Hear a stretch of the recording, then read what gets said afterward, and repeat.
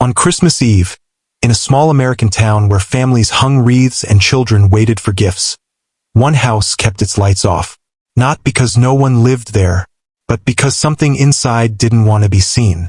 And when people walked past that house, every single one of them felt the same thing. Someone is watching me. From behind the glass. What they didn't know was simple.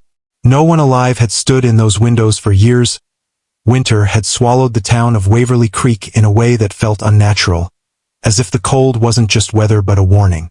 Snow blanketed every rooftop except for the one house at the edge of Harlan Street, a wooden structure built in the late 1940s that stood in a state of quiet decay, its paint peeling and its porch sinking like a body taking its final breath. It was Christmas Eve, and while every home in the neighborhood glowed with warm lights and happy noise, this house sat in complete darkness, as if the world had forgotten it, or maybe avoided it on purpose. Even the falling snow refused to rest on its roof. People said heat leaked out from inside, but the house had no working electricity, no active furnace, nothing living that could warm it. Yet the snow melted anyway, leaving the shingles slick and exposed despite the freezing air. When Kara Mullen drove past it just before midnight, the headlights of her car brushed across the upper window for only an instant. Yet in that instant she saw a tall, thin silhouette standing perfectly still behind the glass. Something about its shape was wrong.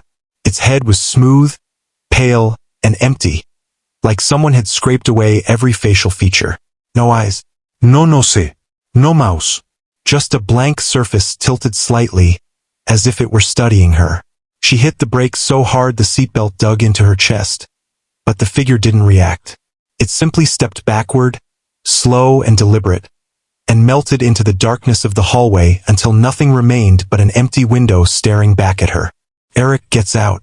The dashcam captures something strange. A faint movement behind the station. A tall shape. Standing. Not walking. Just watching. Eric doesn't see it. He just mutters something about creepy-ass place and walks toward the door. The convenience store windows are blacked out too, painted from the inside. Only a crack at the bottom reflects his shoes. He hesitates, touches the handle. It's warm, too warm, like someone was holding it a moment ago. The door opens with a soft click. Inside, the air looks thick, not smoky, more like humidity mixed with dust. The interior lights flicker with a low buzz, the kind of buzz you hear in dreams before something bad happens. Eric takes a step in. The camera on his phone switches on accidentally. That part was found in the cloud backup later. It shows his hand trembling slightly as he holds the phone down at his side. The audio picks up faint breathing, not his, coming from the back of the store. Shelves are half empty, covered in soot-like grime. The refrigerators hum even though they're unplugged. The cash register is open, but the drawer is empty. Then there's the smell. His recording catches him whispering, "Why does it smell like iron?" He doesn't know yet that many who visited the station reported the same thing. Metallic air, like blood that has dried but not cleaned. Eric calls out, "Hello!" Standing at the counter is a man, or something in the shape of one. Black hoodie pulled low. No movement. No response. Just the faintest tilt of the head. Eric tries again. "Hey, I just need gas." The figure moves not toward him. Just a tiny shiver, like static crawling across fabric. But the phone catches it. The face inside the hood is wrong. Flat. Shadowed. No features. Just a blank void where human parts should be. He still doesn't realize. He steps closer. The lights flicker harder. The hum becomes a deep vibration. The shelves shake like something underneath them is breathing. Then the back room door swings open by itself. A wave of cold air hits him. Cold like stepping into a freezer. Cold like something dead is waiting in that darkness. Eric instinctively lifts his phone to use the light. The back room is empty, but the walls are covered in handprints. Not painted, pressed into the drywall from the inside. Deep enough that you'd need force. Dozens of them, all facing inward, like people pressed themselves flat against the wall trying to escape. Eric whispers, "What the hell happened here?" His phone light flickers. The shadow behind him doesn't. He turns slowly. The hooded figure is right in front of him now, inches away, though Eric never heard it move. The blank face tilts again like it's studying him. A low sound comes from it. Not breathing. Not a voice. A vibration. Like radio static mixed with someone whispering his name through a broken speaker. Eric loses it. He stumbles back, knocking over a shelf. Items crash. The lights go completely dark for 2 seconds. 2 silent, total, suffocating seconds. When they flick back on, the figure is gone. But Eric is not alone. On the far wall, the handprints have changed. They now form a pattern. A shape. A tall humanoid outline. No face. Eric bolts for the door. The recording is shaky. Footsteps pounding, breathing ragged. He hits the outside and runs to his car. The pumps beside him creak like someone just leaned their weight on them, though nothing is there. He fumbles keys, drops them, curses. Behind him, the door of the station swings open. The figure steps out, not walking, just appearing at the threshold with impossible stillness. Eric dives into the car, slams the lock. The figure stands at the pump now. It didn't walk. It didn't move. It just relocated between frames. The dashcam shows its shape. Tall, lean, limbs too long. Hoodie merging into darkness. The face area is pure black, like a hole cut out of the world. Eric starts the engine. He floors it. But the last thing the dashcam catches before he leaves the station behind is the figure turning its head. Slowly, impossibly, to follow him with a face that doesn't exist.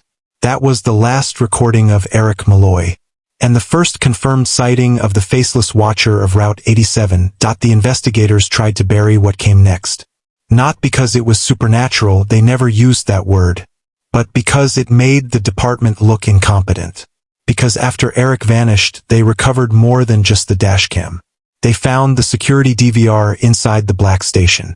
It wasn't plugged in. The wires were cut. There was no power running through the station at all.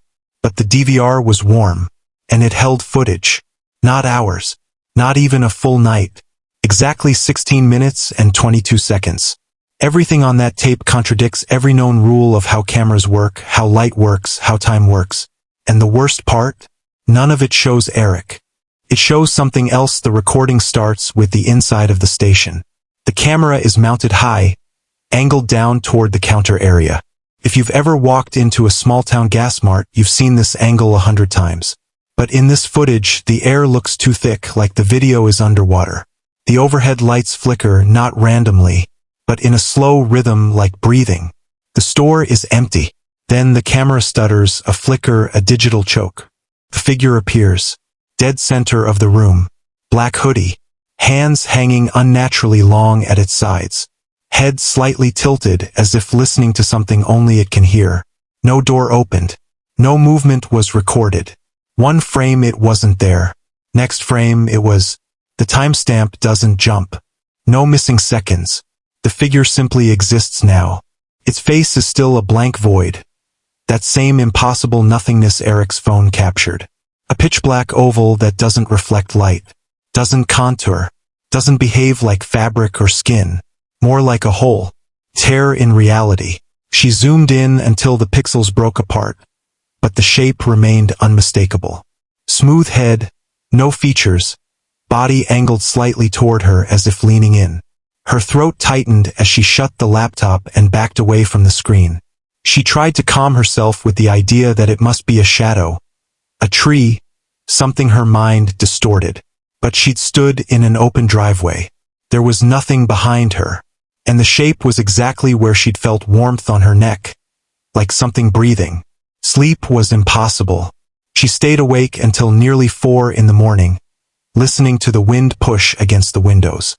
When she finally drifted off, she dreamed of the houses upstairs, hallways stretching endlessly in both directions, doors on each side opening and closing without hands, and at the far end, the faceless figure standing motionless, its body slightly swaying as if moved by a wind she couldn't feel. She woke drenched in sweat, pulse racing, convinced for a split second that someone was standing in her doorway. But it was just darkness, quiet and still. Morning brought little relief. Her family laughed and talked downstairs, her mother humming as she cooked, but the world felt distant, muted. Kara kept glancing out the window as if expecting something to be there. And then her